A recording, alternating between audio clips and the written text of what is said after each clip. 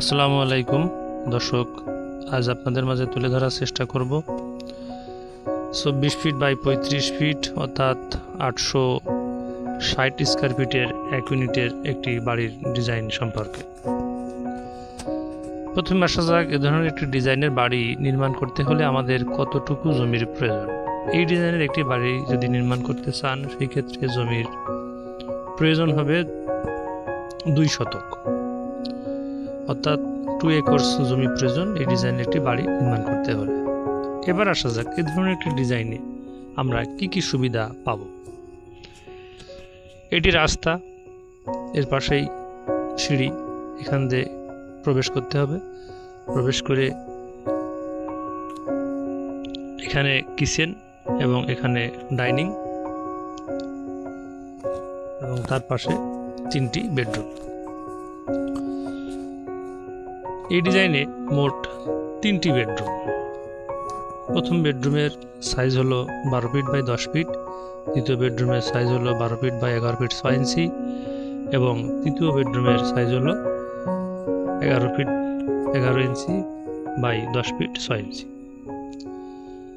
এখানে বেশ বড় পরিসরের একটি ডাইনিং রুম, যার সাইজ হলো 10 ফিট 6 ইঞ্চি বাই 10 ফিট। এখানে আপনারা ইচ্ছে করলে ছোট পরিসরের একটা ড্রয়িংও ব্যবহার করতে পারবেন। তার সাথে বড় পরিসরের কিচেন।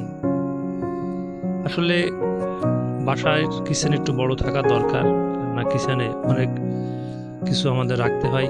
তার ফলে কিচেনটা যদি একটু ছোট হয়ে যায়, তাহলে বাসার ভিতরে অনেক মালামাল থাকে যেগুলো রাখা কষ্ট হয়ে যায়। দর্শক, এই ডিজাইনে মাত্র একটি বাথরুম, জায়গা স্বল্পতার কারণে একাধিক বাথরুম ব্যবস্থা করা সম্ভব নয়। এই ডিজাইনে একটি মাত্র বাথরুম, যেটির সাইজ হলো 5 ফিট 7 ইঞ্চি বাই 3 ফিট 7 ইঞ্চি। দর্শক, এ ধরনের একটি ডিজাইনের বাড়ি আপনি শহরে কিংবা গ্রামে নির্মাণ করতে পারেন। যদি শহরে নির্মাণ করতে চান, তাহলে এখান থেকে এই রুমটি বাদ দিয়ে এখানে একটি গ্যারেজ রুম করতে পারেন। এবার আসা যাক, এই ডিজাইন একটি বাড়ি নির্মাণ করতে হলে আমাদের কত টাকা খরচ হতে পারে।